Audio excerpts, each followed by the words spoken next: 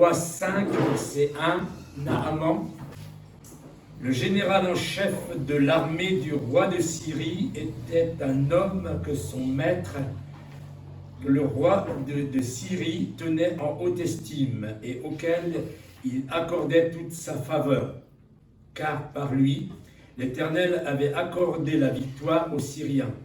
Hélas, ce valeureux guerrier était lépreux.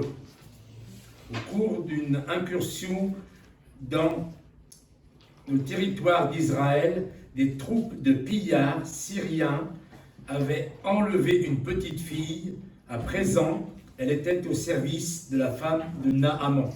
Mais un jour, elle dit à sa maîtresse, « Si seulement mon maître pouvait aller auprès du prophète qui habite en Samarie, cet homme le guérirait de sa lèpre. » Naaman répéta au roi le propos que de la jeune fille du pays d'Israël. Mais le roi de Syrie lui dit, « C'est bien, rends-toi là-bas, je vais te donner une lettre pour le roi d'Israël. » Alors, ainsi, Naaman se mit en route, emportant 350 kilos d'argent, 70 kilos d'or et 10 vêtements de rechange. Arrivé en Samarie, il remit au roi d'Israël la lettre dans laquelle il était dit « Tu recevras ce message par l'intermédiaire de mon général Naaman, que je t'envoie pour que tu le guérisses de sa lèpre. » Quand le roi d'Israël eut pris connaissance du contenu de cette lettre, il déchire ses vêtements et s'écrie, « Est-ce que je suis Dieu, moi? Est-ce que je suis le maître de la vie et de la mort pour que cet homme me demande de guérir quelqu'un de sa lèpre? Reconnaissez donc et voyez qu'il me cherche querelle. » Lorsque Élisée, l'homme de Dieu, apprit que le roi d'Israël avait déchiré ses vêtements, il lui fit dire, « Pourquoi as-tu déchiré tes vêtements? Que cet homme vienne donc me voir, et il saura qu'il y a un prophète en Israël. » Naaman vint donc avec ses chevaux et son char et attendit devant la porte de la maison d'Élisée. Celui-ci lui fait dire par un envoyé, « Va te laver 7 fois dans le Jourdain, et tu seras complètement guéri. » Naaman se mit en colère, et il s'en alla en disant, « Je pensais que cet homme viendrait en personne vers moi, qu'il se tiendrait là pour invoquer l'Éternel, son Dieu, pour qu'il passera sa main sur la partie malade et qu'il me guérira de ma lèpre. Les fleuves de Damas, l'Abana et le Parpar ne se valent-ils pas mieux que tous les cours d'eau d'Israël? Ne pourrais-je pas m'y baigner pour être purifié? » Il fit donc demi-tour et partit en furieux. Mais ses serviteurs s'approchèrent de lui et lui dirent, « Maître, si ce prophète t'avait demandé, ordonné quelque chose de difficile, ne l'aurais-tu pas fait? À combien plus forte raison devrais-tu faire ce qu'il t'a dit? S'il ne te demandait que de lui laver dans l'eau pour être purifié. » Alors Naaman descendit dans le Jourdain et s'y trempa 7 fois, comme l'homme de Dieu le lui avait ordonné. Et sa chair redevint comme celle d'un jeune enfant, il était complètement purifié. Il retourna vers l'homme de Dieu avec toute une escorte. Lorsqu'il fut arrivé, il se présenta à lui en disant, « Voici, je reconnais qu'il n'y a point d'autre Dieu sur toute la terre que celui d'Israël. Maintenant, accepte, je te prie, un cadeau de ma part de ton serviteur. » Et je voudrais déjà dire la fin. Je reconnais qu'il n'y a point d'autre Dieu en Israël. Comment est-ce que cet homme est arrivé à dire ça?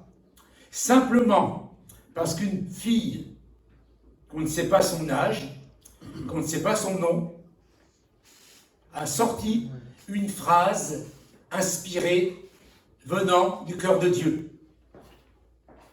Alors je voudrais vous dire que, j'en ai été le témoin tout à l'heure, que toutes les paroles qui sortent de notre bouche ne sont pas inspirées.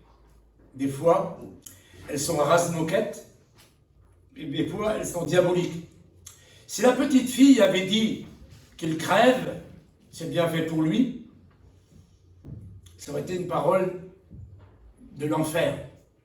Si elle avait dit « j'en ai rien à cirer de sa maladie », ça aurait été rase-moquette, mais nous sommes les témoins de Jésus-Christ et nous devons veiller sur nos paroles.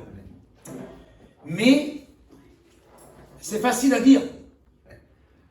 Et à tout âge, nous avons besoin de passer par la repentance.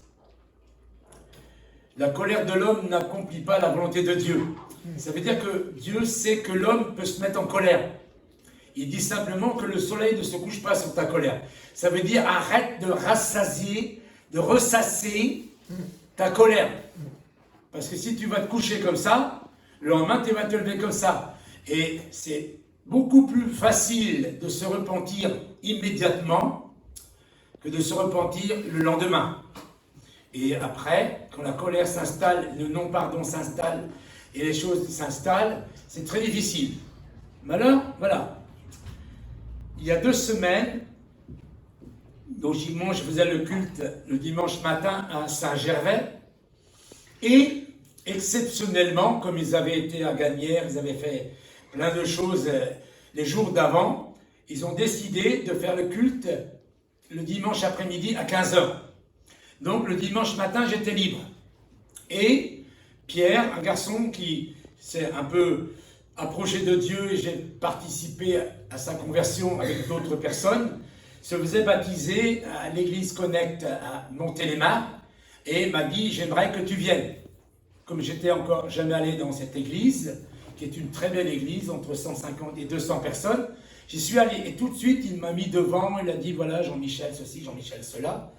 Et moi qui voulais arriver et passer incognito, j'ai tout de suite été mis devant et ce n'est pas vraiment les choses qui m'intéressent le plus, voyez.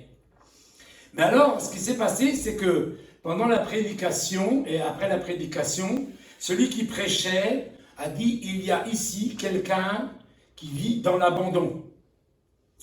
Je suis converti depuis 50 ans, presque 51 ans, au mois de juillet, ça fera 51 ans, je me suis dit c'est pas moi. Mes amis, je voudrais vous dire une chose, l'humilité précède la gloire. Et chaque fois que Dieu parle, au lieu de dire tout de suite, c'est pas moi, hein, dites plutôt, Seigneur, est-ce qu'il n'y a pas quelque chose que tu essaies de me dire? C'est pas du tout négatif, hein. Si c'est pas toi, eh ben ça sera un autre. Mais c'est important que, quand la parole de Dieu est donnée, on puisse toujours dire, Seigneur, s'il y a quelque chose que j'ai encore à changer, merci Seigneur parce que tu le fais. Sinon, on appelle ça de l'orgueil. L'orgueil précède la chute et l'humilité précède la gloire. D'accord? Donc c'est bon de s'humilier. Et moi, je n'avais pas du tout envie et j'étais rebouillé à l'intérieur. Je ne savais même pas pourquoi. Et à la fin du culte, le pasteur dit, bon, je vais lui amener mon livre. Il dit, mais Jean-Mi, je te connais. J'étais à l'église MLK à Nîmes et tu es venu plusieurs fois prêcher chez nous. Maintenant, c'est moi qui ai le pasteur ici à Montélimar.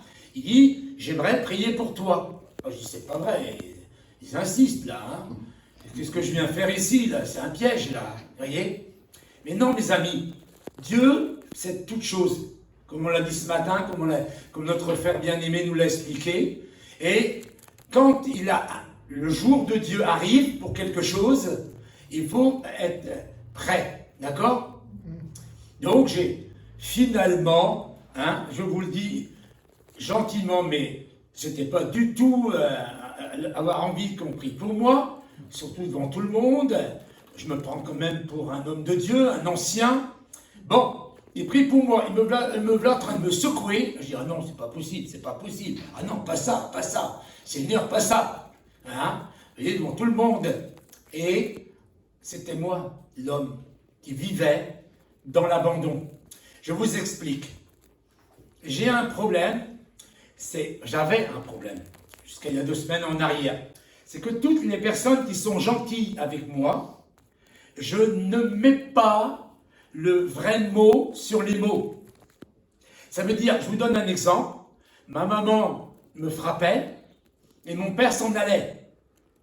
Vous voyez, j'aurais dû mettre des mots sur les mots et dire, mon père est un lâche, il n'empêche pas sa femme de me frapper. Mais comme mon père, c'était pour moi, comme Dieu, c'est quelqu'un de gentil, de merveilleux, j'ai toujours trouvé j'étais son avocat. Hein?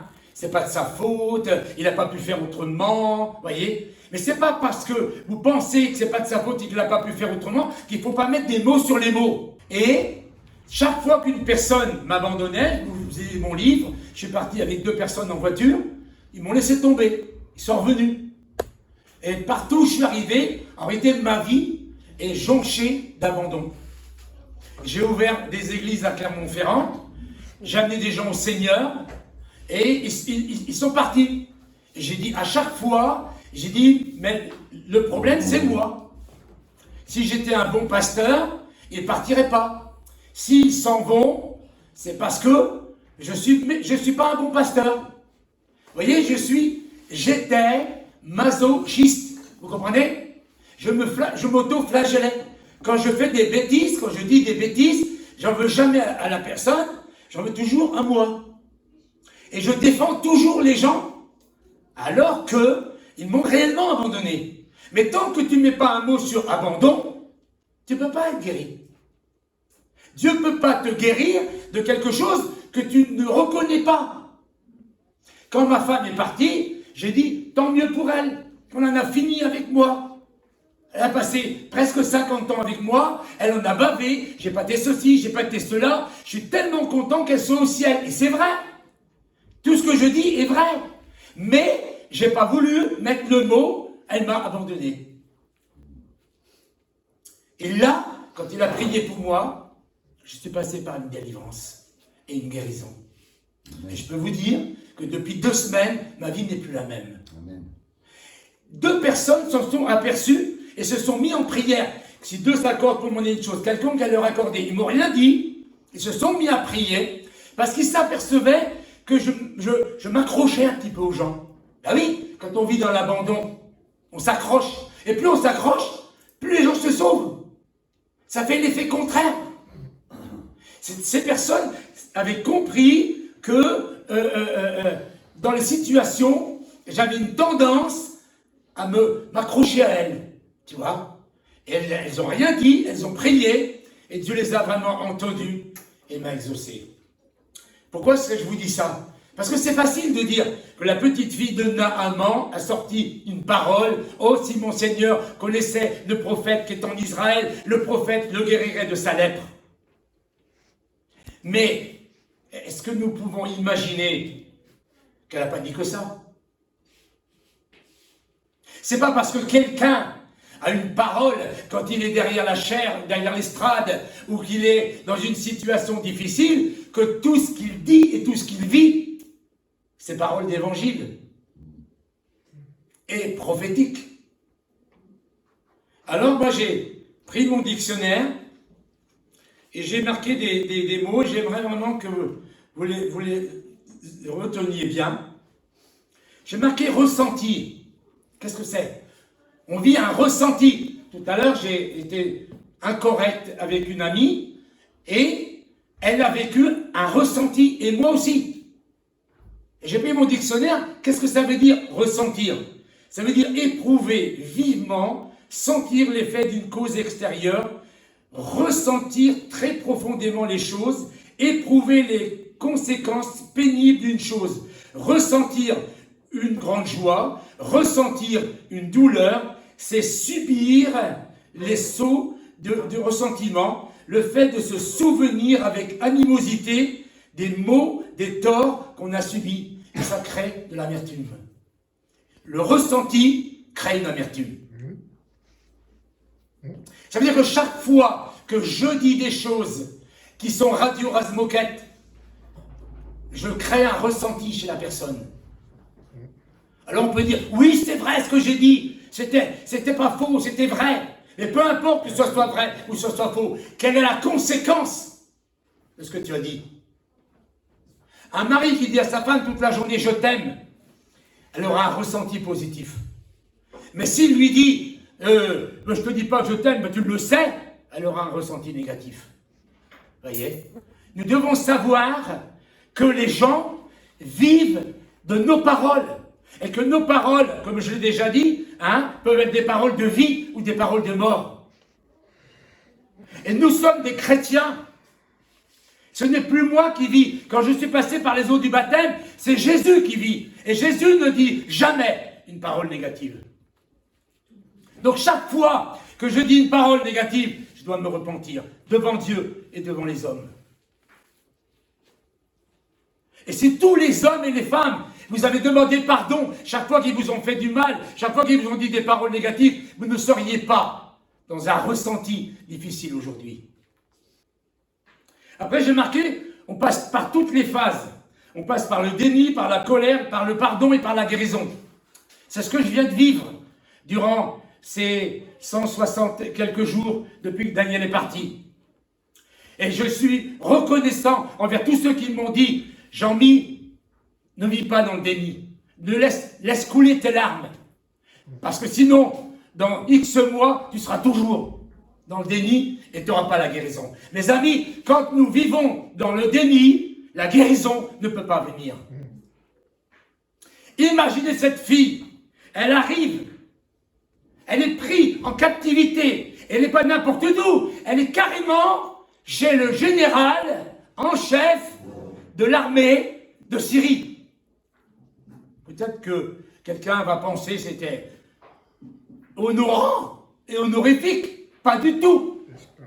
Elle est chez... Qu'est-ce qu'on pourrait dire? Qu'est-ce qu'elle aurait pu dire au départ? Qu'est-ce qu'elle a dit d'après vous? Est-ce que vous croyez qu'elle a dit? Elle a appuyé sur un bouton. Oh, si mon Seigneur connaissait le prophète qui est en Israël, le prophète qui guérirait de la lèpre. Pas du tout. Elle est passée par toutes les phases. Déjà, elle a dû retenir sa colère. Elle est dans un pays qui est chez son ennemi, qui ne parle pas sa langue, qui n'a pas sa culture, qui n'a pas le même Dieu. Mes amis, le seul mot qui existe, c'est injustice. C'est totalement injuste. Le Dieu qu'elle aime et qu'elle sert, l'a comme abandonné chez son ennemi. Injustice qui agit contre la justice et l'équité. La vie est injuste et parfois cruelle. Et on est révolté par la justice. L'injustice crée chez nous un sentiment de révolte. C'est pas juste. C'est pas juste. C'est pas juste ce qui vient d'arriver en Inde. Les Indiens ils vont être révoltés ces jours-ci. Il y a plus de 1000 personnes qui ont été touchées, il y a plus de 300 morts, et encore c'est pas fini. Avec des trains, simplement parce qu'ils ont mis un feu vert au lieu d'un feu rouge. Vous vous rendez compte? Un seul feu mis mal, des centaines de personnes sont mortes. C'est pas juste que ma soeur et son frère qui s'est fait tuer. C'est pas juste. Il y a plein d'injustices. Arrêtons de croire qu'il y a des gens qui sont plus heureux que d'autres. Et on a chanté des chansons au début de notre vie chrétienne. Voilà. Le bonheur et la grâce et tout ceci et cela. Mais jamais, on a vécu dans le déni, on n'a jamais dit.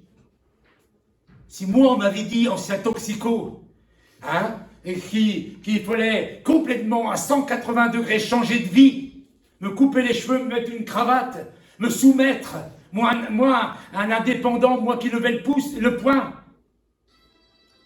c'est très difficile. Arrêtez de croire que la vie chrétienne c'est facile. Arrêtez de croire que crucifier sa chair avec ses passions et ses désirs c'est facile. C'est un combat de tous les jours. Et tous les jours, on se lâche à dire des choses qui ne sont pas justes. Et tous les jours, on doit demander pardon à Dieu. Un serviteur de Dieu, c'est simplement quelqu'un qui a des kilomètres à son compteur. et qui doit dire la vérité aux autres. Je ne suis pas meilleur que vous, j'ai les mêmes problèmes. Et il y a 2 semaines encore, je vivais dans l'abandon, mais je ne voulais pas mettre le mot abandon. Parce que tous les gens qui m'ont abandonné étaient tellement des gens merveilleux que je n'osais pas le dire. La petite fille de Naaman, elle est passée par tous les stades de l'injustice. D'abord la colère, violent mécontentement, accompagné d'agressivité, comportement, irritation, rage, susceptibilité, fulminée, une colère blanche qui n'éclate pas, c'est une colère qui reste à l'intérieur. C'est pas parce que la personne ne dit rien qu'il n'y a pas une maladie qui est là. Vous voyez? Le péché est une maladie. Les gens en colère, c'est pas forcément des gens qui hurlent. Il y a des extravertis, des introvertis. Il y a des gens qui ne disent rien, mais qui sont en colère toute leur vie.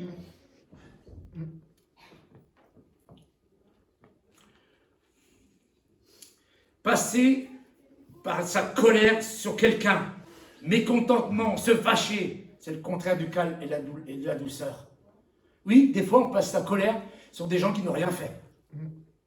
Et c'est pas juste non plus.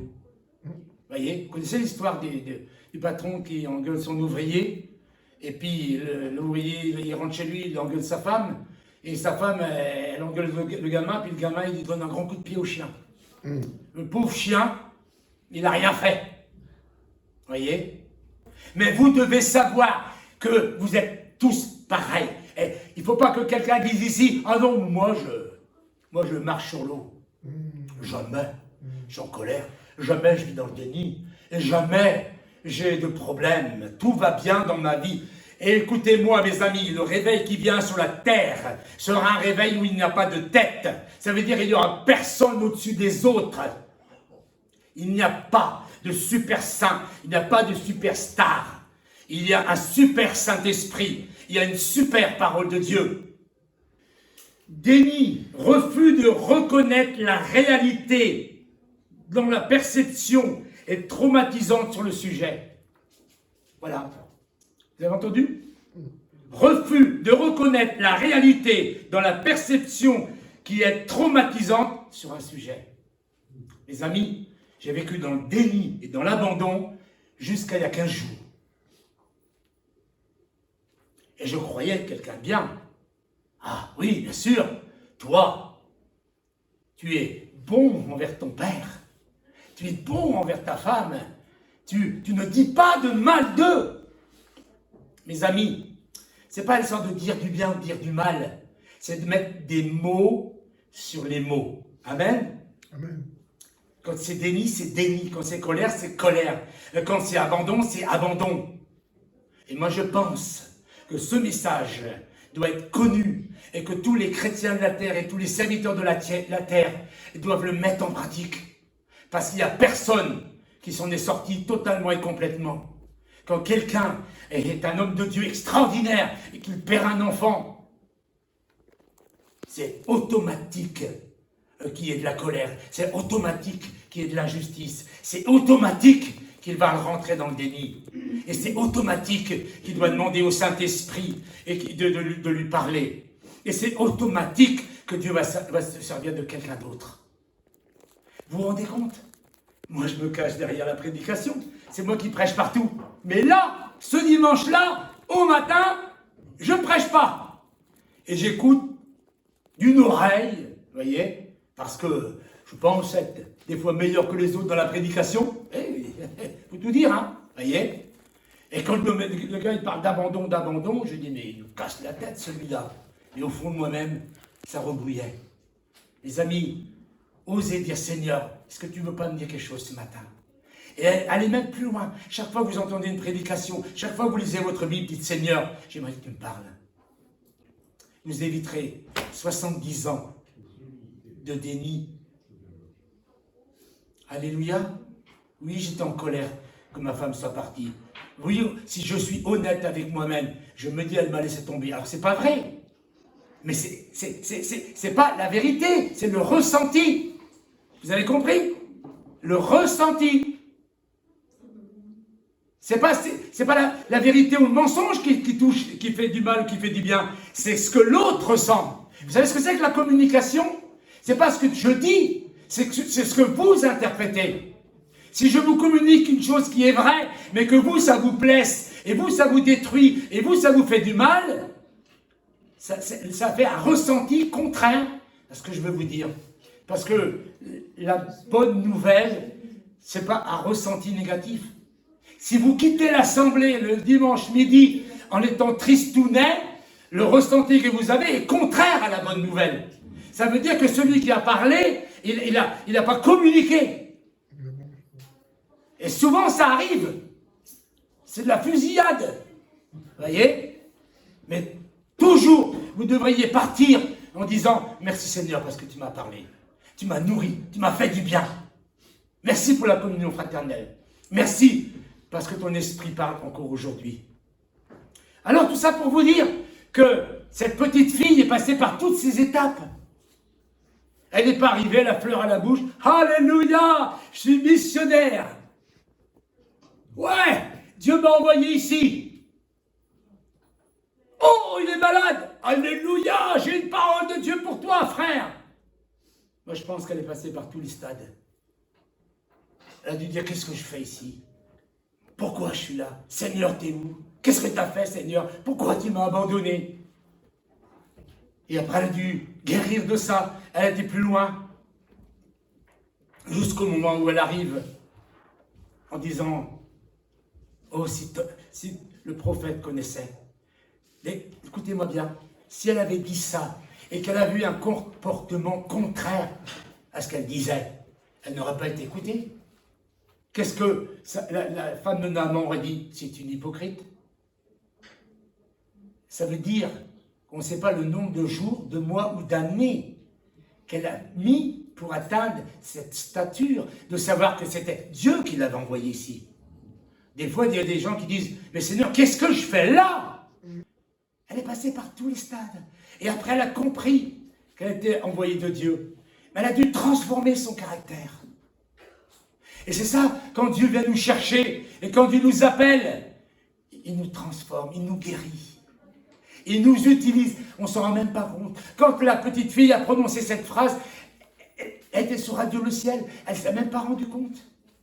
Elle n'a pas dit, oh, ainsi parle l'Éternel. Vous voyez, quand il y a des gens qui veulent tellement que vous croyez que c'est Dieu qui parle par leur bouche, qui disent, ainsi parle l'Éternel. S'il vous plaît, ne dites pas ainsi parle l'Éternel. Vous avez reçu une pensée, donnez-la, hein, et laissez à l'autre le droit de l'accepter, de la refuser. Mais si vous dites, ainsi parle l'Éternel, vous ne manipulez. Ça, ainsi parle l'Éternel, c'est l'Ancien Testament. Hein. Ouais. D'accord? Donnez une parole, j'ai une parole pour toi. Amen. Et ça ne veut pas dire que tout ce qu'elle a dit avant et tout ce qu'elle a dit après, c'était parole d'évangile. Ça ne veut pas dire, ça y est, elle marchait sur les eaux. Ça ne veut même pas dire que sa maîtresse a dit, oh, bah c'est bon, maintenant tu n'es plus une esclave, je te renvoie chez toi. Elle n'a pas cherché son intérêt. Et vous savez, être chrétien, c'est dire, Seigneur, c'est plus moi qui vis, c'est toi qui vis en moi. Je veux, Seigneur, que quand les gens me voient, m'entendent, ou me prennent dans les bras, ou me font des bisous, je veux qu'ils sentent la bonne odeur de Jésus-Christ. Mes amis, nous sommes la lumière du monde et le sel de la terre. Les gens n'ont pas besoin des discours, n'ont pas besoin qu'on leur dise, vous êtes des pécheurs, vous allez en enfer. Ils le savent. Parce que l'Esprit de Dieu leur montre. Et ils ont une conscience. Ils ont besoin d'être aimés. Et chaque fois que j'utilise des paroles qui ne sont pas de l'amour de Dieu, qui ne sont pas le véhicule de ce que Dieu veut dire, ça fait le contraire. Ça fait le contraire. Et c'est pas pour ça que je suis un hypocrite ou un méchant ou un pourri. Oui, je le serais si je ne m'excusais pas. Mes amis, quand vous dites quelque chose à votre conjoint et qu'il n'est pas dans l'amour, excusez-vous, demandez pardon. Je vois des gens qui se retournent et qui se demandent pardon, c'est beau, hein? Mais c'est tout simple. Ou même simplement, chérie, le ton que je te l'ai dit, c'était pas le ton. Vous voyez? On peut dire des choses avec un ton d'amour, on peut dire des choses avec un ton de la loi, et de dire, tu n'as pas fait comme ça. N'est-ce pas, ma sœur? Elle me regarde parce que tout à l'heure, j'étais incorrect avec elle. Oui. Nous sommes des humains. Nous ne serons jamais totalement, complètement, définitivement parfaits, 24 heures 20 sur 24, jusqu'à temps que le Seigneur nous reprenne. Nous devons veiller sur notre cœur. C'est de l'abondance du cœur que la bouche parle. Alors quand je dis des bêtises, je dis, c'est pas possible, Seigneur, qu'il y ait encore ça dans mon cœur. Et vous avez les inconvertis, vous les regardez dans les films, ma bouche a dépassé ma pensée, je voulais pas le tuer, je voulais pas faire... Si, la Bible dit, c'est de l'abondance du cœur que la bouche parle. Ça veut dire que si c'est sorti dans ta bouche, c'est encore dans ton cœur. Si tu ne le reconnais pas, tu ne peux pas le changer. Si tu vis encore dans le déni, ça sert le diable et il est content que tu vives dans le déni. Dieu n'a pas envoyé n'importe qui. Chaque personne est missionnée par Dieu dans un missionnaire, comment on peut dire, dans une entreprise personnelle. Elle ne savait pas. Et peut-être même que Naaman n'avait pas la lèpre, puisqu'il est en captivité. Elle ne savait pas qu'il allait avoir la lèpre. Mais Dieu le savait, comme nous a dit notre frère pasteur tout à l'heure, la préscience de Dieu. Dieu sait tout avant que ça arrive. Et Dieu savait que Naaman allait avoir la lèpre. Et Dieu savait que cette fille aurait la parole de connaissance quand Naaman aurait la lèpre. Le temps que Naaman a eu la lèpre et le temps que la fille s'est préparée, c'est des temps que Dieu connaissait. Et quand Dieu te parle et te dit, je vais te faire ça, je vais t'envoyer là, tu dis pas, ah non, non, non, je ne suis pas capable, je ne peux pas, c'est pas possible, c'est pas moi. S'il te demande quelque chose, il va te mandater, il va te transformer. Je dis toujours, quand Dieu appelle, Dieu pourvoit. Amen. Que ce soit pour les finances, que ce soit pour les paroles de connaissance, que ce soit pour tout. Dieu, s'il t'envoie dans une école de la vie, quelque part, même que tu dis, qu'est-ce que je fous ici? Mais qu'est-ce que je fous ici? Tu dois changer et dire, Seigneur, je ne sais pas pourquoi je suis là, mais toi, tu le sais. Seigneur, c'est le Saint-Esprit qui conduit ma vie. C'est le Saint-Esprit qui m'a amené ici. C'est le Saint-Esprit qui a une mission à faire ici. Je ne sais pas comment ça va se passer. Je ne sais pas quand ça va se passer. Et souvent, quand il s'est passé un certain temps, on dit « Ah non, j'ai dû me tromper. » Mais Dieu est capable de mettre toute une vie pour transformer une personne, pour dire une parole. Et là encore, j'ai quelque chose à vous annoncer. C'est que, il y a des gens comme Billy Graham qui disent « J'ai amené des millions de gens au Seigneur. » Mais si Dieu vous demande d'amener une seule personne au Seigneur, comme Naaman, vous voyez un peu l'impact que Naaman a eu sur son pays? Grand chef de l'armée, ami du roi. Vous voyez? Et qui va comme un enfant se plonger dans le ruisseau, comme il appelle ça, alors que dans son pays, il y a des fleuves. Mes amis, vous ne pouvez pas imaginer ce que Dieu est capable de faire avec vous, au travers de vous. Si vous dites, oui, mais moi, je ne suis pas qualifié, j'ai même pas le bac, je suis bac -5 et ceci et cela. Dieu a choisi les choses folles du monde pour confondre les sages. Dieu a choisi un âne. D'accord? Moi, je m'appelle Panier, et en anglais, panier avec 2 L, ça veut dire sacoche. Vous voyez, Dieu choisit les sacoches de l'âne. Ne dites jamais non à Dieu. Et si Dieu vous demande quelque chose, il a le pouvoir de vous transformer de gloire en gloire pour vous faire arriver à ce qu'il veut faire au travers de vous. Si vous pouviez imaginer. Mais la Bible dit que c'est au-delà de ce que nous pensons ou imaginons. Jamais personne ne saurait imaginer de ce que Dieu allait faire avec moi. Quand j'ai dit, le Saint-Esprit m'a visité et le Saint-Esprit m'a appelé, la première parole chrétienne que j'ai entendue, c'est impossible. J'ai dit, pourquoi impossible? T'as pas le bac. Dieu fait ce qu'il veut, quand il veut, où il veut, avec qui il veut. Ne vous excluez pas. Ne dites jamais, c'est pas possible qu'il se serve de moi. Lui parle tellement mieux que moi, et ceci et cela. Dieu ne cherche pas un beau parleur. Dieu cherche un homme. Dieu cherche une femme. Comme il a trouvé cette petite fille. Parce qu'il avait une mission. Pourquoi hein? On le dit nous-mêmes, on ne comprend pas l'élection de Dieu. On ne comprend pas pourquoi. Naaman. Mais Dieu sait tout. Ne vous posez pas la question, c'est pas possible que celui-là soit sauvé. C'est pas possible que cette famille-là soit sauvée. C'est pas parce que vous voyez le contraire. Ce que les gens ont vu chez moi, c'est un homme plein de poux, qui ne se lavait pas, qui marchait pieds nus, qui mangeait avec ses mains, qui vociférait à chaque mot. Et le pasteur, après, a dit, il s'est passé quelque chose. Dans Jean-Michel, il a pris une douche. Drôle, hein?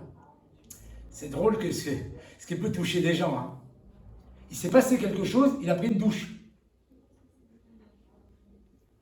Vous êtes le corps de Christ. Vous êtes appelés par le Seigneur. S'il vous plaît, ne vivez pas dans le déni. Acceptez qu'il y a encore beaucoup de transformations à faire en vous. Et que jusqu'à temps que vous partirez vers le ciel, ou que le Seigneur revienne, s'il revient avant, nous serons toujours transformés de gloire en gloire à l'image de Jésus-Christ. Nous ne serons jamais parfaits. Et je remercie le Seigneur de ce que ces deux personnes, il y a 2 semaines, ont insisté.